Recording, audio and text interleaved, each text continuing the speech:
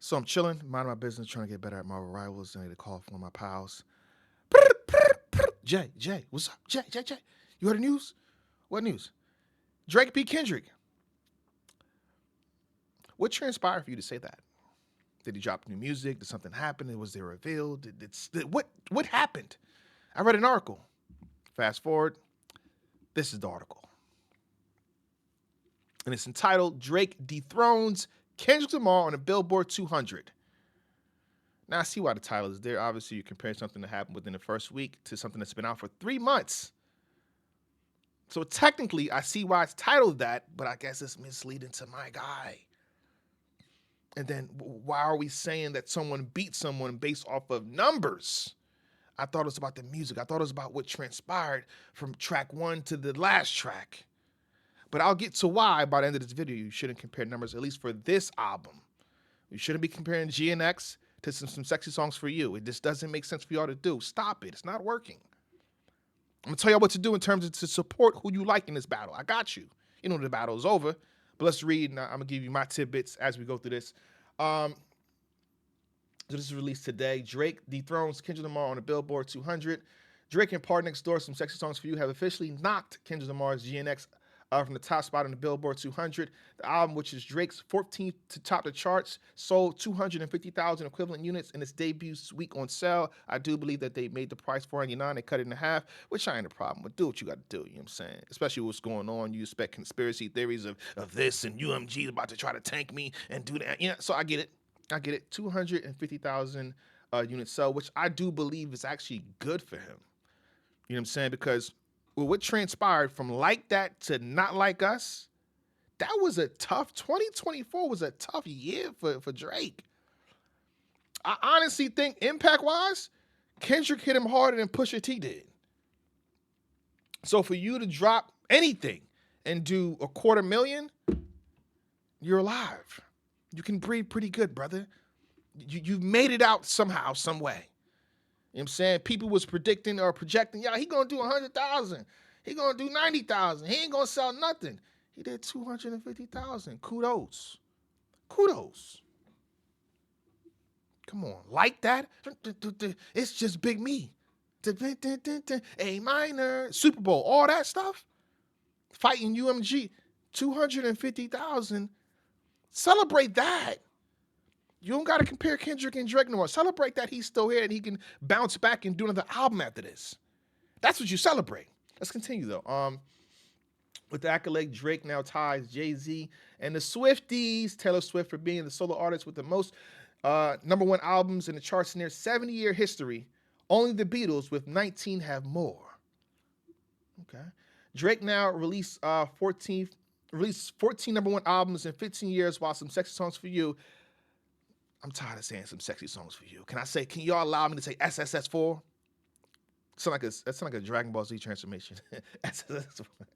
Super sad. So SSS4 and Party Next Door's first albums to reach the summit of the Billboard 200. Let's continue before I chime in.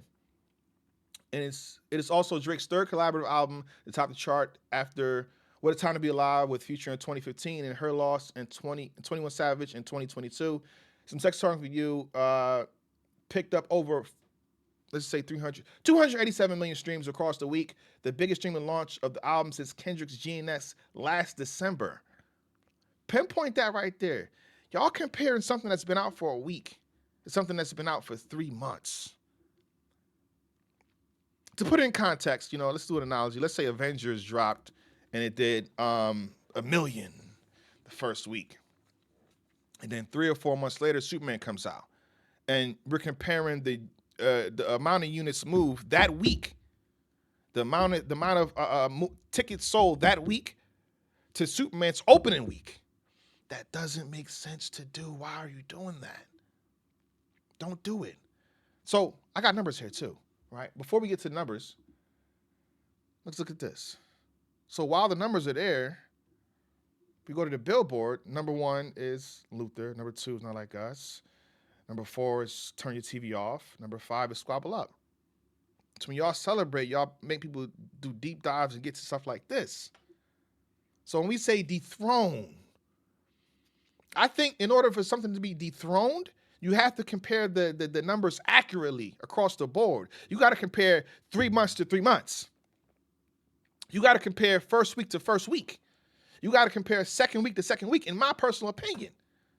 With that being said, the first week sales for GNX was 319,000. Second week was 165,000. Damn near went gold by the second week. Will some sexy song SSS4, will that go gold in the second week? I don't think so, because in order for it to go gold in the second week, it has to be more of a success in the first week. That usually doesn't happen. I'm just saying. I think we're wasting our time doing that. Third week for GNX was 125,000. Fourth week, 100,000. Fifth week, 92,000. Sixth week, 70,000. Seventh week, 65,000. Eighth week, 62,000.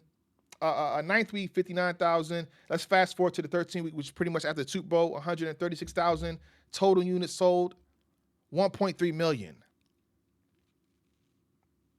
You see the problem there? 1.3 million. Stop comparing the numbers. Stop comparing the sales. It's a waste of your time and minds. Again, if you're a super supporter of Drake, I think Drake is dope. I like Kendrick Lamar. I seen what's happening. The battle was done. At this point, the way things is moving, the war might be over too. What you do is you wait. You wait for the solo album. I think this album, at best, and Sexy Songs for You, was a temperature check. It was a temperature to see what's going on. Let me see the feel. You know, I'm UMG's out there. I'm still trying to. By the way, this is Leggy Podcast. Everything I say and do is for entertainment purposes only.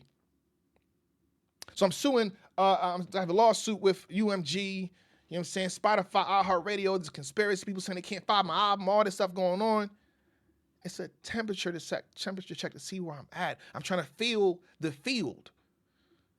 All right. The celebration is that the man sold 250,000 units. That's it. Don't compare them, though. All right. That's just what I'm saying. It's a waste of your time, minds to compare. If anything, what you do is you breathe now. Let's breathe. Right. And then when he drops his solo album, we can have a conversation. And I do believe his solo album will do better than this, because I think when Drake, basically, is in the melodies and pretty much the club bops for the most part, his rapping fans don't feel like, oh my God, this is it. Remember he had to drop a deluxe joint, and then in the deluxe joint, the extra 5 songs he dropped was pretty much him rapping.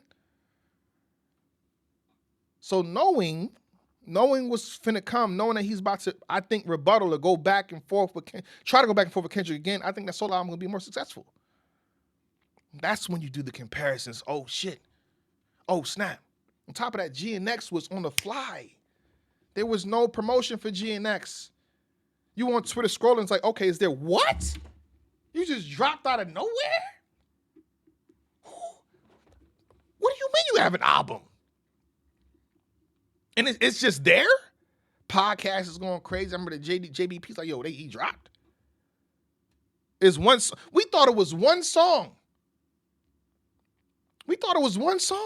Whacked Out Mirrors. Okay, he probably put some energy out there.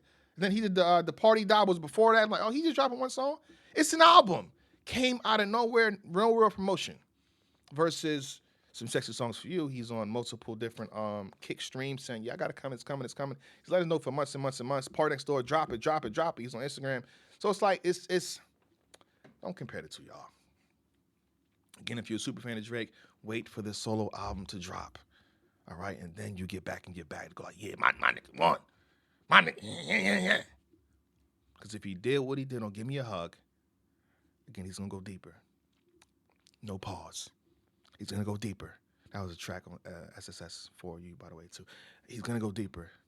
A lot of people's getting it. UMG's getting it. Joe Butt's getting it again. He might try to fly Melissa Ford to be in the video. All types. I'm just saying. DJ Khaled might get it. So knowing that it's going to be a lot of clapbacks on a solo joint,